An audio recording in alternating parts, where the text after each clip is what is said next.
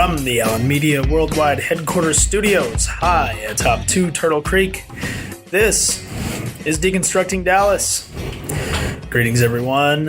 This is your host, Ryan Trimble, coming to you once again on a sunny, beautiful fall day here in Dallas, joined by a man who got towel popped in the elevator about his shirt.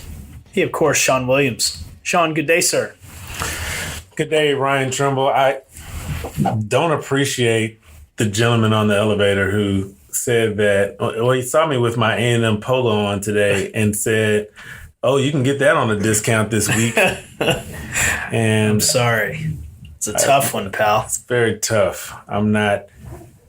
We had a great start to the season. Yes, I know that this was not in the show. However, we had a great start. We had a quarterback get injured, and then it all went downhill very quickly from that. Well, you make the shirt look good, so don't worry about it. You're going to bounce back. I appreciate You're going to bounce back. But you don't have a shirt on. I mean, obviously, we're here where I can't look. We're in your office recording. That's correct. Turtle Creek. Every visual marker I have on the desk, on the wall, there is the SMU. There's a helmet right there. So, I mean, it's a good time to be upon Dallas's team. So, obviously, my team as well. That's right. But local, to touch the local sports base. That's right. It's a good time to be a Pony fan. I don't know if anybody has noticed the SMU Mustangs, 24th ranked SMU Mustangs are 5-0, headed to Annapolis this weekend to take on the Navy midshipmen. You can't overlook that one. You can't overlook Navy, but it is fun times on the hilltop. Tanner Mordecai leading the nation in touchdown passes with 24, Shawn. I don't know if you saw SMU beat TCU in the battle for the Iron Skillet. I knew that because I saw your Twitter feed, and there was quite a bit of talk of that on your Twitter feed. I think the term may be regurgitation of every SMU tweet possible that day. It was quite a day for me personally. I didn't make it out to the game, which was like the first time in probably 10 years I've missed that game, Shawn. Well, whenever I open up my Twitter on Saturday, the first 3 tweets says Ryan Trimble liked, Ryan Trimble retweeted.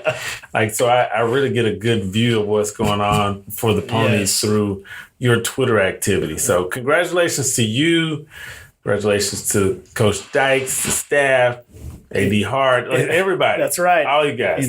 If I had President Turner, whoever else, to the Councilman Atkins, Brad, everybody. The cheerleaders, Peruna, everybody. Yeah.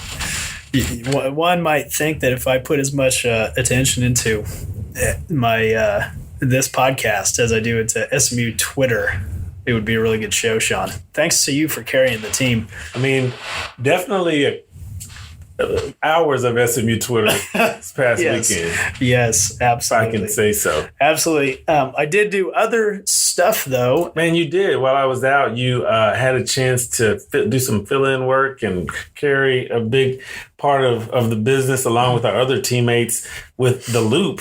That's right. The Trinity Spine Trail, the Loop, the Circuit Trail Conservancy, the Loop, broke ground on a big portion of the trail south of Tennyson golf course on the southern end of Tennyson here in Dallas. And it's an exciting project, Shawn. I know you've been working on it for quite a while with one of our former guests, Philip Hyatt-Haig.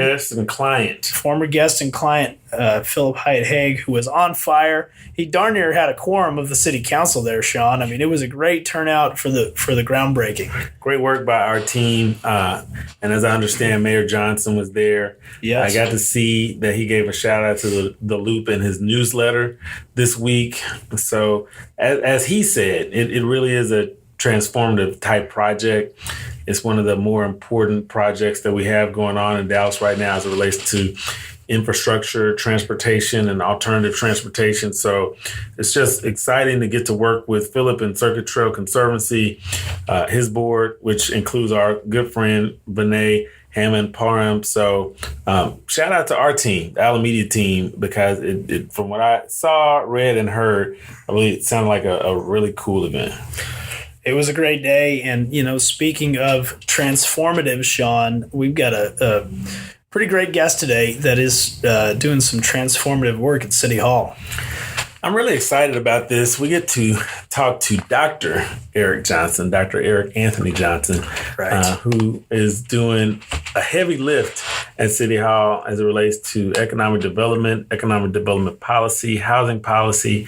I'm really excited to get his take. There are some folks around town that I've talked to, some elected officials, even outside of City Hall, who really like the job that he's doing. And I just see a lot of innovation and attention to detail that looks like it's happening right now. And so I'm excited we have a chance to talk to him about it.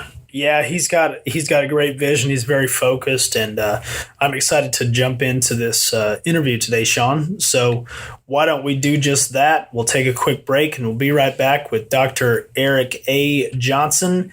This is Deconstructing Dallas. Ryan Trimble, Shawn Williams. Stick with us.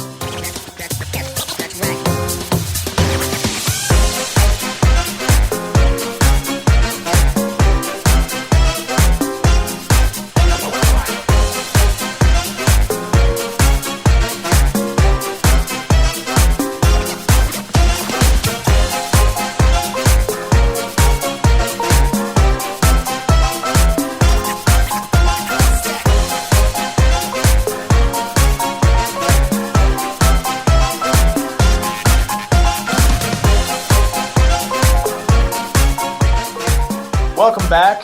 Deconstructing Dallas, Ryan Trimble, Shawn Williams. Shawn, very excited today to be joined by our guest.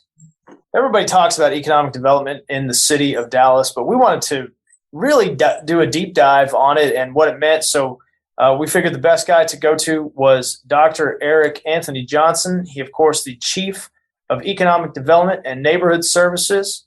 Dr. Johnson, thanks for joining us. All right. Thank you. Appreciate it. So for our listeners who don't know, can you tell us a little bit about yourself and your background? Yeah. Okay. Yeah. So my background is I'm originally from New Orleans, Louisiana. That's my hometown. Okay. Where I was born and raised. Had an opportunity to really work across the country on economic development projects in pretty much large cities, small cities across the country, and a combination of real estate, economic development, policy, resource guy. So I'm sort of a combination of all of the components needed to do this work collectively. My PhD is in urban policy. My real estate training is from the Harvard Graduate School of Design. So I've had a good time learning, practicing, studying, testing new ideas. I'm more of a disruptive type thinker. I'm not a traditionalist. I don't have a lot of patience and tolerance for traditionalists because, what's the old saying? You keep doing things the same way, you get the same results. Right. So for me, I try to bring as much creativity in terms of the work. Personally, I'm an avid basketball fan, former college basketball player, currently playing on the master circuit right now across the country. So I bring a competitive spirit to the work that I do. We'll have to learn more about that master's tour, but we're not. That's not the focus today. So, Dr. Johnson, like Ron and I, we're not from here, but a lot of us end up here in Dallas. Dallas, you mentioned that you are not necessarily a traditionalist. You're more of a disruptor, and that can go here or there in Dallas. But I just wondered how you ended up here in Dallas as part of the City of Dallas team. Yeah, that's a good question. I was actually doing some redevelopment work in the Twin Cities and got a call from a recruiter that asked me if I'd be interested in taking a look at Dallas. And I said, wow, okay, Dallas, Texas. There's Dallas, North Carolina, and there's also Dallas, Texas. I said, if it's the real Dallas, of course I'll take a look at it. So, knowing what I knew about the city, its opportunities, its challenges, I felt it was a great opportunity and time to come to the city. Now, I got to the city the first week in March, and was here basically a week and everything shut down. Mm-hmm. So I've been having to really do this tremendous job virtually since I've been here. Yeah, now it's so interesting, the timeline. I remember when it was announced and you came on, and then all of a sudden, like you said, we went into lockdown. But You've seen a lot of different cities. What do you think cities in general need to do to thrive? And then what do they need to do to thrive looking ahead as we, hopefully come out of the pandemic here? Yeah, that's an excellent question from an economic development standpoint. I think that cities, traditional economic development is about corporate relocation and retention. I think cities need to continue to do that, but equally focus on economic development at the community-based level to basically have a balanced approach in terms of economic development. So I believe that not just in Dallas, but in other cities, I just think that's the appropriate way to attack economic development. Because in underserved communities, we tend to overlook the economic potential in these communities. So whether it's COVID-19, rebounding from that, I really think that needs to be the approach cities need to take. Dr. Johnson, North Texas is a hot economic, one of the hottest economies in the U.S. People talk about it, people are moving here from all over, but it feels like we as Dallas, and Ryan and I both live in Dallas, it always feels like we're in competition with our neighbors. So, how are we doing? How is Dallas doing? And how does Dallas differentiate itself from some of our neighbors? You're actually speaking to the challenge facing Dallas, because when you look at the numbers in terms of the growth, they're really speaking about DFW. They're not talking about Dallas proper. And they do that because data is basically collected more on a regional basis. So when they're saying Dallas is growing, they're really talking about DFW and everything included, which would be Dallas, Fort Worth, Arlington, all of the cities. So for Dallas, we are in competition with these neighbors. And I think it's becoming quite evident that we need to pick up the pace, because our surrounding neighbors, I'm not going to say they're outperforming us, but they have an advantage in terms of land, greenfield development, in terms of what we call it. Our competition, our ability to really crush the competition is going to be, as far as I'm concerned, based on Dallas authenticity and uniqueness and culture that is absent in these other communities. That's where our strength is going to lie. The recent census updates that's coming out is showing that we are not really growing, but the surrounding cities are growing by leaps and bounds. And some of these cities during the ongoing pandemic, are still growing by thousands of residents, and we're not capturing any of that. So when you hear about the work coming out of Dallas, it's going to be Dallas-centric, not so much DFW, but Dallas-centric. We're talking to Dr. Eric Johnson, Chief of Economic Development and Neighborhood Services with the City of Dallas. We'll come back. We want to talk a little bit more dive a little deeper into what's going on in Dallas. So hang with us through the break. Deconstructing Dallas, Shawn Williams, Ryan Trimble. We'll be right back right after this.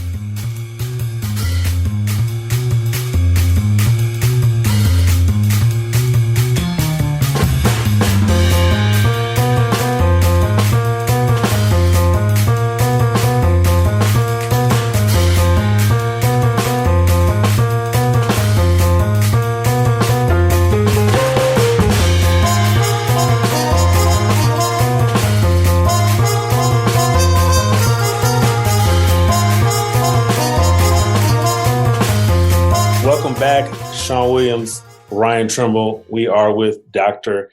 Eric Johnson. Dr. Johnson, as long as many of us can remember, there's been a desire to increase economic growth in Southern Dallas. I used to have a blog called Dallas South Blog that focused just on Southern Dallas back in the day. And so I want to know, what's your philosophy since you've been here? What have you seen as opportunities and challenges with Southern Dallas, and what is your office doing as it relates to development and economic opportunities in Southern Dallas? Yeah. So the issue I believe we're facing is how do we change the narrative? Because it's not about land. Land is there. It's not about people. People are there. The need for services are there. So the way we're really looking at Southern Dallas is currently it's like 15% or so of the city's tax base, 85% in the north. So we're really looking at how do we grow this tax base over the next 10 years to really increase that 15% closer to 30% over the next 10 years. So we